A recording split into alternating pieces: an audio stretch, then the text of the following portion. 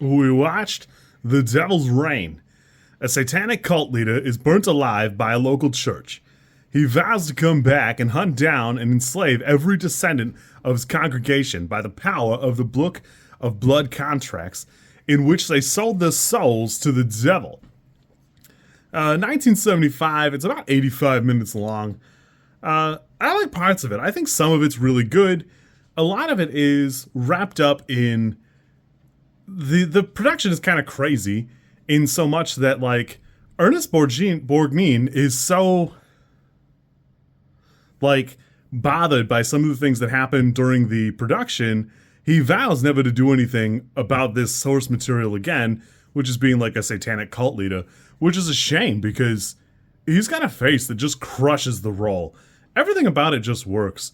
The whole thing is kind of bizarre because it was meant to have like 8 weeks of shooting. They got down to 14, which, you know, was out of their control. Robert Fuest has been like hotly talked about ever since then, which is kind of wild because he's got a short filmography, but it's very interesting. I like this movie. Even if you go to like the Wikipedia article or the IMDb one and look at who's starring in it, William Shatner's in the movie. He actually opens up the movie. Tom Skerritt's in it. Neither of them are at the top. It's Ernest right there at the top, then Eddie Albert. John Travolta, it's his like premiere movie role, and he's quoted as thinking it's a terrible movie. He's kind of right. It's got the bones of something really good. I like what's going on here. The problem is, even though it's only 85 minutes, it runs kind of long. It feels like the last 15 to 20 minutes could be 4 minutes. And, you know, there's a couple moments where there's just not quite enough going on to really justify what you have here.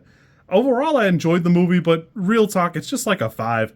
The effects are kind of rough looking. You can tell that there's something going on at the end where I don't know if they ran out of budget, if they ran out of money, if they ran out of time, but like the orange goo might have looked okay back in 1975. I'm guessing not quite. And I don't know, maybe if you watched it in black and white, you'd go, okay, I can kind of see it. But for me, it kind of took me out of it. Though I will admit, true to the horror genre, it is pretty inventive in that he's using a lot of wax, a lot of sex dolls.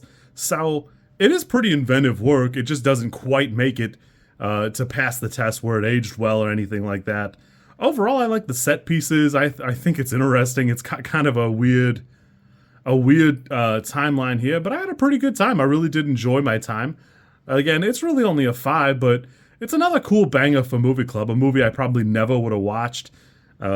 It's also interesting to look at because Shatner was already in Star Trek at the time, and you can see a couple of times they do like a shot in the dock or whatever, and you can go, oh look, that's straight out of Star Trek. I can tell this is around that time.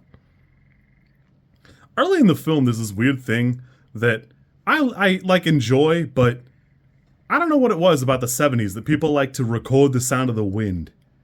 It's just a lot of the sound of the wind, and I found a lot of like older movies seem to have it quite a bit. And I don't know, I kind of miss it in other movies. The sound in here is like annoying, but I don't know. It feels good to hear it, and you're like, oh, it's a ghost town. You can tell because of the wind. And I don't know. I had a good time with this. It's a fun, interesting piece. Like I said, I wouldn't rate it highly. It's like a cool cult film. But overall, whatever. It's fun. You kids be good. I will catch you soon. Or else. I don't know what else. Mind your business.